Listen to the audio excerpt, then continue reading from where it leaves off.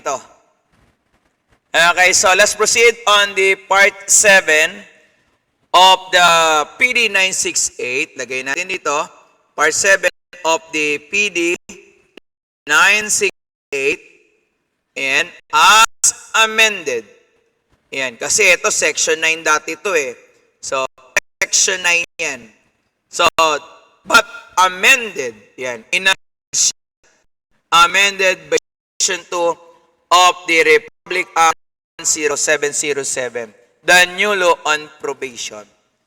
So let's proceed on the provision of this section 9 and amended by the section 2 of RA 10707. First paragraph, ang sinasabi diyan, ang isang tao daw ay merong sentensya na lalagpas ng 6 na pagkakabilanggo. Ang sinasabi diyan, more than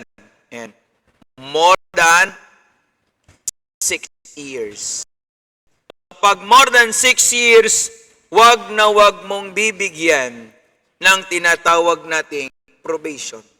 Tulad na lang ng ganito, si ex-man na jowa mo, nakagawa ng krimen na crime of theft with the imprisonment of 6 years and 1 day. You are a judge. Ang theft ba, pwede ba sa probation? Yes or no? Ang theft, pwede sa probation? Yes. Ang 6 years and 1 day, pwede ba sa probation? The answer is no. You are the judge. Will you grant probation to your ex o jowa mo?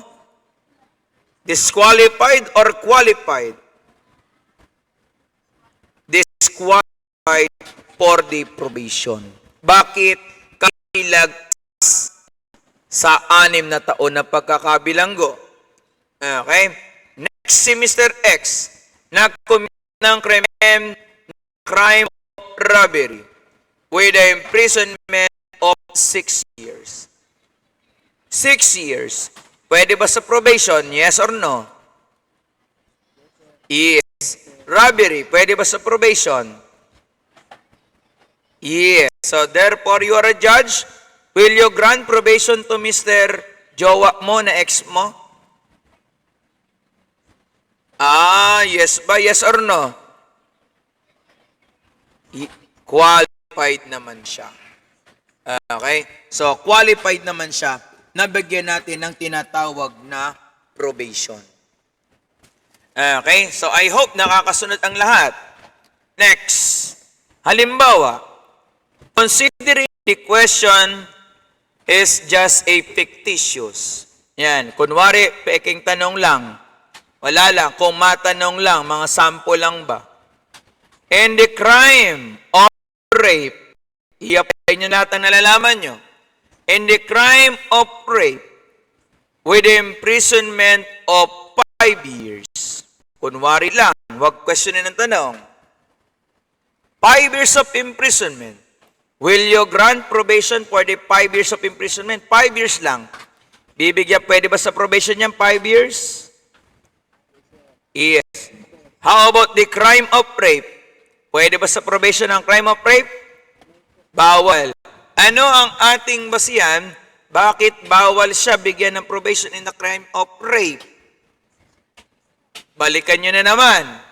Ano yung babalikan natin?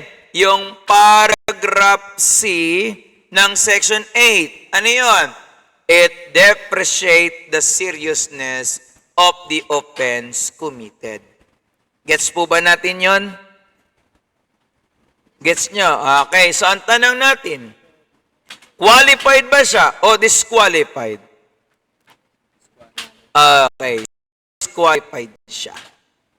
Okay, although kahit na probationable period, yung 5 years or penalty, rape yan, i-disqualified nyo yan. Okay, so I hope nakakasunod ang lahat. So next, puntahan naman natin ang sumunod na section or rather paragraph. Paragraph B. Okay. Ano ang meron sa paragraph B? Ang sabi diyan, siya ay convict sa anumang krimen na napababilang sa crimes against national security. Unang-una, in the crimes of treason. Okay? In the crimes of treason. Ano ba yung crimes ng treason natin, mga tropa? Ano yung crimes of treason? Hello? Hello? Hello? Ba? Wala yung mga kasama ko dito ah. Patay tayo dyan. Ano yung crimes of treason natin? Naku, patay na. Diba nag-criminalo naman na kayo? Diba? Hello? Diba nag-criminalo na kayo? Yun. O, ano yung crimes of treason?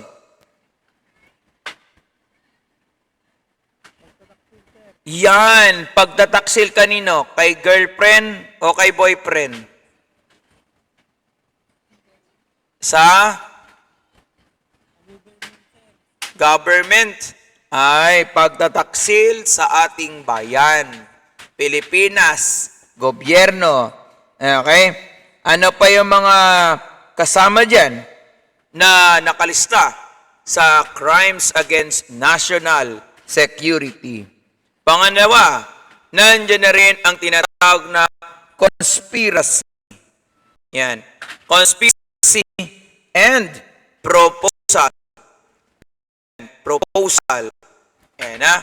Conspiracy and this called proposal to commit treason. Yan ha. Conspiracy to commit treason. Ayan. Conspiracy and proposal to commit treason.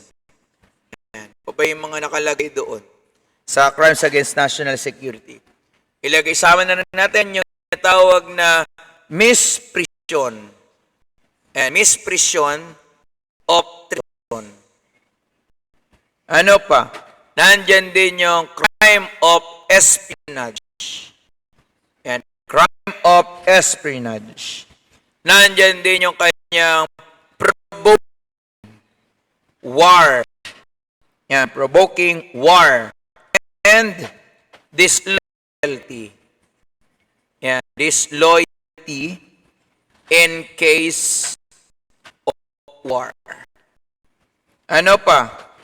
Nandyan din yung tinatawag nating inciting. Yeah. Inciting to war. Or giving motives. Yan. Giving motives or reprisal. Next, sumunod, nandyan ang violation of neutrality. Next, kasunod, nandyan din ang correspondence with hostile country. Next, flight to the enemy's country. Flight to the enemy's country. Next, nandyan din ang tinatawag natin na piracy. And piracy in general.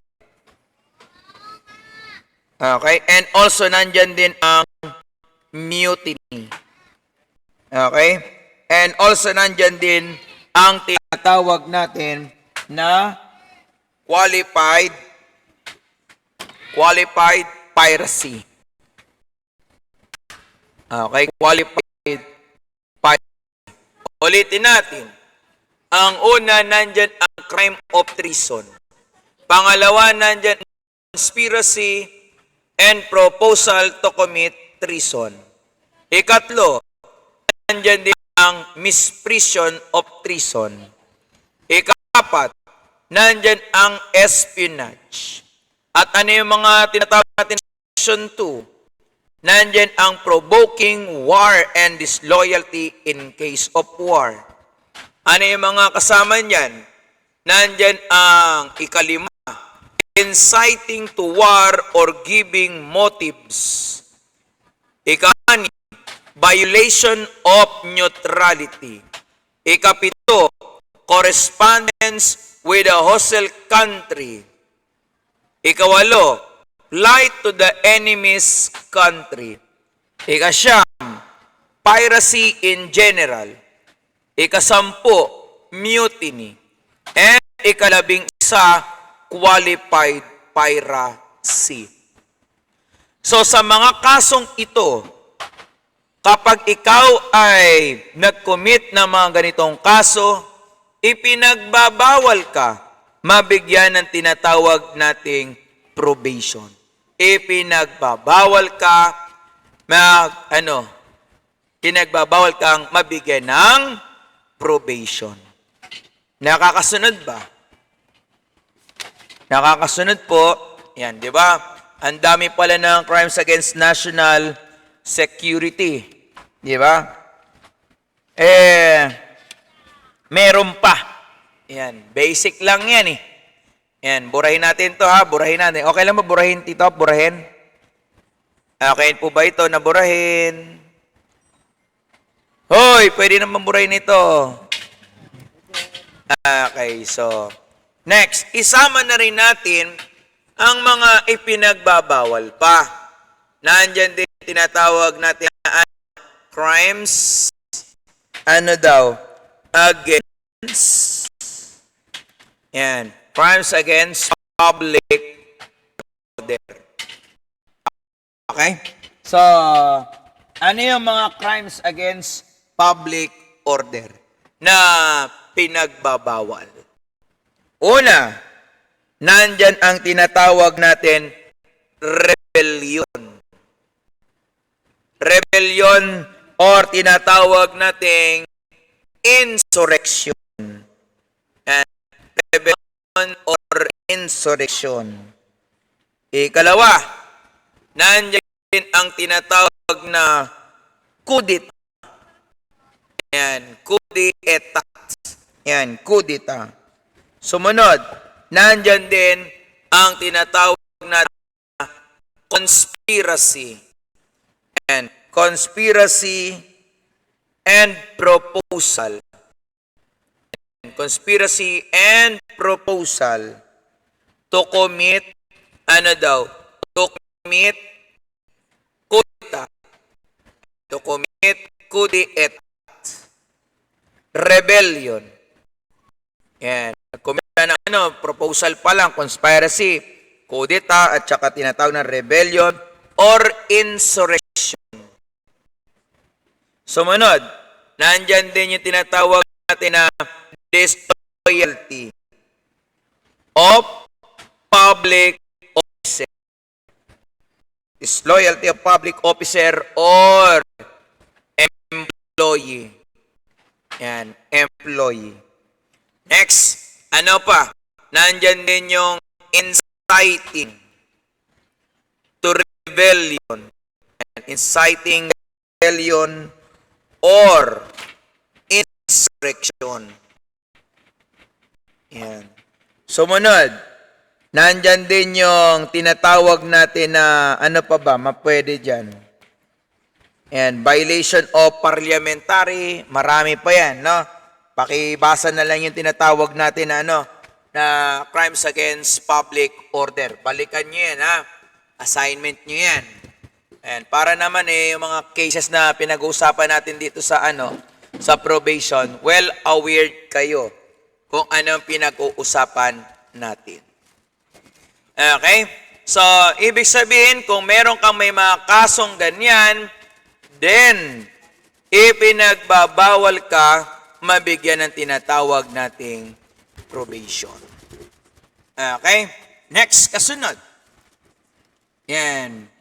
Who have previously been convicted by final judgment of an offense punished by imprisonment of more than 6 months and 1 day.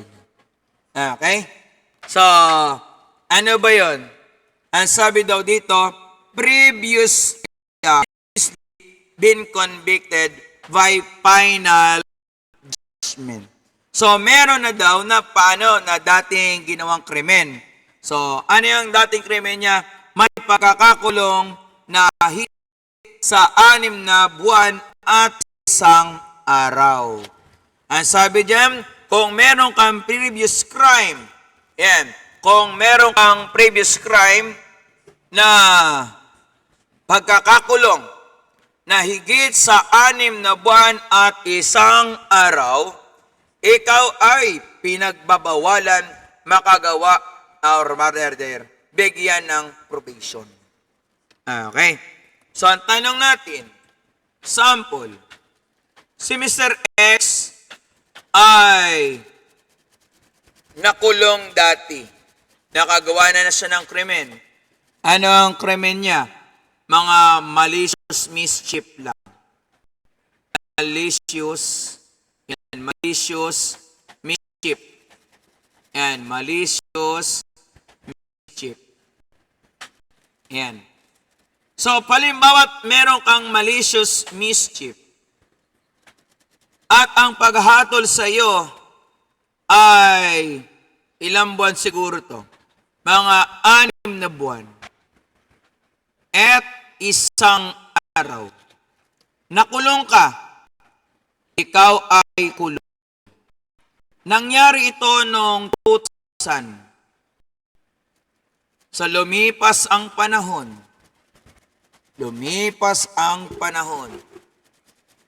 Dumating na ang araw ng 2021. At ikaw ay nakagawa ng krimen na pagnanakaw, theft, at ang pagkakakulong na 6 na taon. Ang theft pwede sa probation. Ang 6 years pwede sa probation. Pero ang pinag-usapan natin ngayon, meron siyang previous crime at nakulong siya noong 2000. Ilang buwan or ilang months ang kanyang pagkakakulong? 6 months and 1 day. Ang tanong, bilang isang judge, bibigyan mo ba siya ng probation? Yes or no? Are you sure that is a no? No kayo. So, ang sa akin, bigyan natin ng probation. Bigyan nyo ng probation. May nagtaka, bakit bibigyan ng probation? Ang sinasabi lang ng ating batas, previously convicted at may final judgment at nakakulong na siya.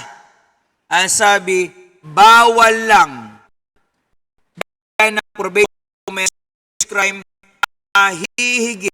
Ayun ang word, more than 6 months and 1 day. Ano yung more than 6 months and 1 day? Ano yung mga kasama sa higit sa 6 na buwan at 1 araw? Hello? Ano yung mga pagkakakulong na higit sa 6 na buwan at 1 araw? Di ba yung mga pagkakakulong higit sa 6 na tsaka 1 araw ay 6 months and 2 days up to 6 years at mas mataas pa. Di ba? Tama ba ito? Ito ba 6 months and 2 days ay higit sa 6 months and 1 day? Tama ba yun? Tama ba? So, ibig sabihin lamang natin, pwede pa siya bigyan ng tinatawag nating probation. Okay? So, kuha nyo natin scenario na to. So, same scenario. Yan, lagyan natin. Same scenario. Burahin ko lang ito. Yan, burahin lang natin. Yan, tingnan nyo maigi ha. Ito yung kanyang Ito ang kanyang 2,000 na case, barahin natin tong 1. Anong magandang ipalit dito? Okay, nila magpalit. Anong papalit natin dyan? O, 2 na lang. O, 2. Sabi niya yan, ha? So, ito ngayon. Noong 2,000, yung S mo, nakagawa ng malis mischief o paninira ng gamit, kinulong siya ng 6 months and 2 days, kulong. At noong 2021, nakagawa siya ng crime ng pagnanakaw, ano ito na pagkakabilanggo. So, therefore, qualified pa dapat siya sa probation. But, based on kanyang previous conviction, previous crime na kinamit niya, yun. So, 6 months and 2 days, then, makikita ng ating batas yan. Doon siya disqualified. Di siya. Gets ba natin ito? Okay. May tanong pa ba? May tanong. Sino yung mga sino yung hindi nakakasunod dyan? Para kahit paano, na-entertain natin. May mga katanungan ba? So, wala. Para magtanong ako sa inyo mamaya. No? Walang katanungan. Okay, so let's proceed. Okay, a fine of more than 1,000 pesos. Ang pinag-uusapan lang natin dito, okay? So, walang pagkakakulong ang nangyari. Fines lang, nagmulta. O, lagay natin multa. So, ang krimen niya ay may multa ng 1,000. Bigyan niyo ng probation, pwede pa yon. Pero kapag lagpas ng 1,000, more than. Ano yung more than ng 1,000? Ano ang higit sa 1,000? Higit sa 1,000. 1,000 o 1,001 peso o 101. 1,001. Diba? Kung 1,001 peso ang kanyang multa, then disqualified siya sa probation. Ilan lang ang pwede sa multa para sa probation? 1,000 lamang. Okay? Pwede ba 999 sa probation? Di na. Okay? So, i-apply natin mamaya lahat yan. Okay, dagdag ko sa quiz nyo yan. Next, who have been once on probation under provision of this decree. So, dati siya na probation. Remember, ang probation, ilang beses lang binibigay. Probation shall be given once. Take note. Probation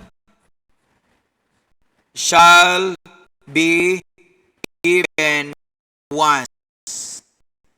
Ang beses lang ibinibigay ang probation. At wala nang iba pa. So, once na nabigyan ka ng probation, tignan natin ang tanong. Noong 2010, si Mr. X ay nag-commit ng serious physical injury with an imprisonment of 6 years. Nabigyan siya ng probation. Okay, nabigyan ng probation. Noong 2021, nakagawa na naman siya ng krimen at ang krimen niya ay theft with an imprisonment of 6 years. You are a judge. Will you grant probation to Mr. X na dati nang binigyan ng probation? Yes or no? Okay. So, ibig sabihin, mag-DQ na siya. Dahil ang probation ay isang beses lang ibinibigay sa isang tao. Okay, hindi pwede once, hindi pwedeng twice, just only once. Parang kanta lang yan. Just once. Diba? So, parang kanta lang yan, isang beses lang. Kasunod ng ng provision na ito, Ang sabi dyan, who are already serving sentence. Nagsiserving na siya ng sentence. At the time the substantive provision of this decree became applicable pursuant to section 30 hereof. Okay, paano yung senaryo na yan? Si X ay may crime of theft with the imprisonment of 6 years. Yan ha. So, with the imprisonment of 6 years. Ang nangyari, kinulong siya. Kulong. Imprison. Nilagay siya sa, saan pwedeng ilagay ito? May hatol na taon. Saan ilalagay na pagkakakulong ito? Saan kulungan ito? May 6 na taon na pagkakakulong. Saan ilalagay ang isang tao na may 6 na taon na pagkakakulong? Sa jail or prison? Parang tanong ko, sagot ko din ah. Siyempre, ilagay natin yan sa prison. Under ng Bureau of Correction. So ngayon, siya ay nakapagsilbi na. Si X ay nakapagsilbi na ng 3 years. He also 3 years. Ilang years na lang ang kanyang unserved? Ilang years na lang ang unserved niya? Hindi pa niya. Ha? Okay. May 3 years unserved. So ngayon, si X ay may hatol na pagkakakulong na theft at 3 taon na hindi niya na-serve na pagkakakulong. As a judge, will you grant probation to Mr. X? Ang pagkakakulong ang krimen niya at may 3 years unserved. Ang tanong, you are a judge. Will you grant probation to Mr. X? Yes or no? Bakit?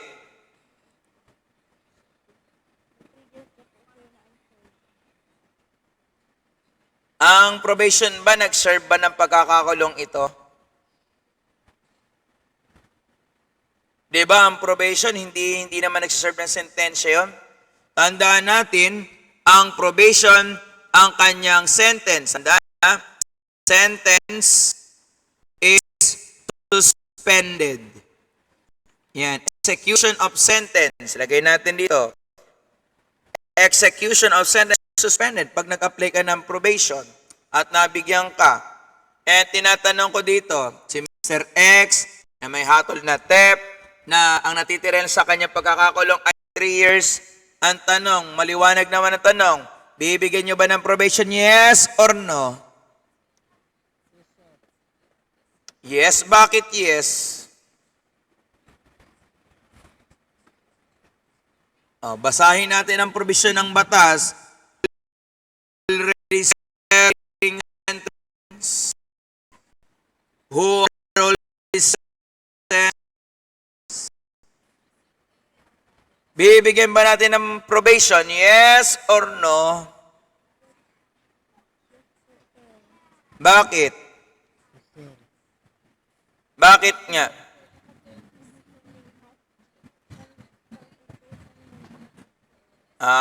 Kasi naka-serve na. So the answer is disqualified. Bakit? Diba sabi dyan, anong binabasa natin? Ano bang binabasa natin ito? Tingnan na, balikan natin. Ano ba binabasa natin dito? Anong basa dito? Ayun, anong basa? Anong basa dito? Disqualification. Tignan natin, balikan natin yon. Disqualification. Sentence. Pag nag-serve mo na, di ba, 6 na taon, sinerve niya na ang sentence na ito, ilang taon sinerve niya? 3 taon. Yung unserved, 3 taon. Ang sabi ng ating batas, dapat hindi ka nakakaserbisyo ng sentensya na iyong pagkakakulong. Tama. Tama yun. Okay.